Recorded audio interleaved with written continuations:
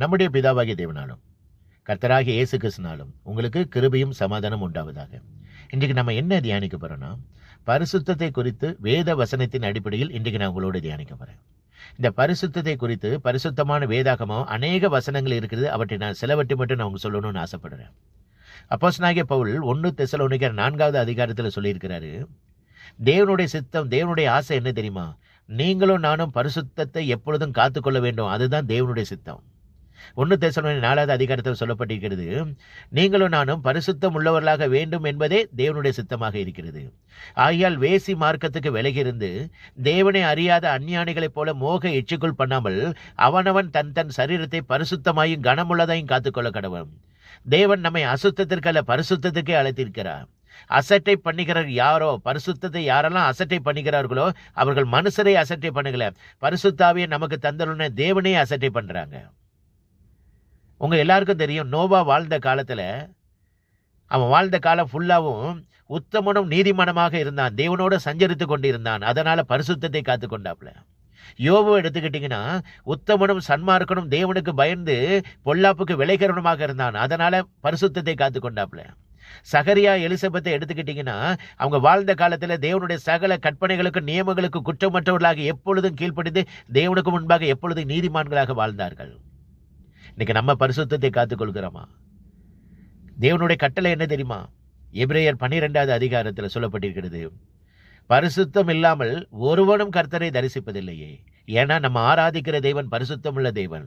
நம்ம போகிற பரலோக தேசம் பரிசுத்தம் உள்ளது.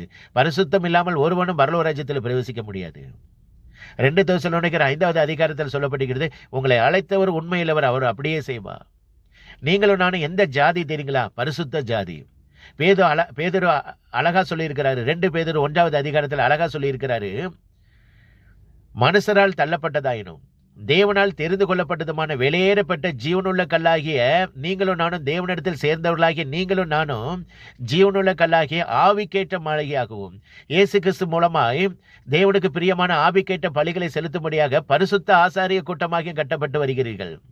அந்த காலத்தினிட தம்முடைய ஆச்சரியமான ஒளியினிடத்துக்கு வரவழைத்தவருடைய புண்ணியங்களை அறிவிக்கும்படிக்கு தெரிந்து கொள்ளப்பட்ட சந்ததியாயும் ராஜரீகமான ஆசாரிய கூட்டமாயும் பரிசுத்த ஜாதியாயும் அவருக்கு சொந்தமான ஜனமாயும் நீங்களும் நானும் இருக்கிறோம். நீங்களும் நானும் பரிசுத்த ஜாதி. பரிசுத்தத்தை எப்படி தெரியுமா காத்துக்கொள்ள முடியும்? பரிசுத்தாவியான நமக்குள்ள இருந்தால் மட்டுமே பரிசுத்தத்தை காத்துக்கொள்ள முடியும். 2வது வசனம், உம்முடைய சத்தியத்தினாலே அவர்களை பரிசுத்தமாக்கும், உம்முடைய வசனமே பரிசுத்தம்.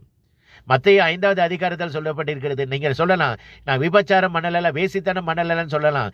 ஆனா ஒரு ஸ்திரீயை ஒரு இச்சையோட, நீ யாரெல்லாம் ஸ்திரீயை ஒரு இச்சையோட பார்க்கறானோ அவ இதயத்தோட விபச்சாரம் செய்தாயிட்டுன்னு சொல்லி வேதம் சொல்லி இருக்கிறது.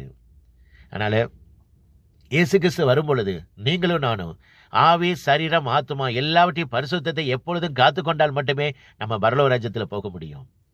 அப்போஸ்தலனாகிய பவுல் கொரிந்தியருக்கு தன்னுடைய சபைக்கு ஜனங்களுக்கு என்ன தெரியுமா? பரிசுத்தத்தை மையப்படுத்தி தான் எழுதுகிறாரு.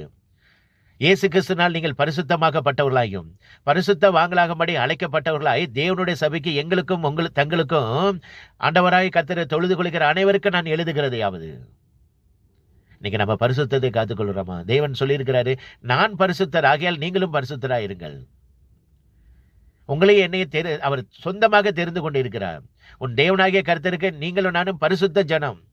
பூச்சக்கரத்தில் உள்ள எல்லா ஜாதிகளையும் நம்ம உங்களை என்னை சொந்தமாக தமக்கென்று தெரிந்து கொண்டு இருக்கிறார். பரிசுத்தத்தை காத்துக்கொள்ளுங்க. பரிசுத்தம் இல்லைன்னா நம்ம கர்த்தரை தரிசிக்க முடியாது.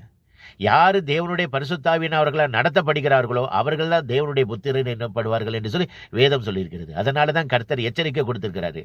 வெளிப்படுத்தல் கடைசி அதிகாரத்தில் பார்த்தீங்கன்னா, அநியாயம் செய்கிறவன் இன்னும் அநியாயம் செய்யட்டும், அசுத்தமாக இருக்கிறவன் இன்னும் அசுத்தமாக இருக்கட்டும், நீதி உள்ளவன் இன்னும் நீதி செய்யட்டும், பரிசுத்தம் உள்ளவன் இன்னும் பரிசுத்தமாகட்டும், இதோ நான் சீக்கிரமாய் வருகிறேன், அவனவனுடைய கிரிகளின்படிக்கு அவனவனுக்கு நான் அளிக்கும் பலம் என்னோட கூட வருகிறது.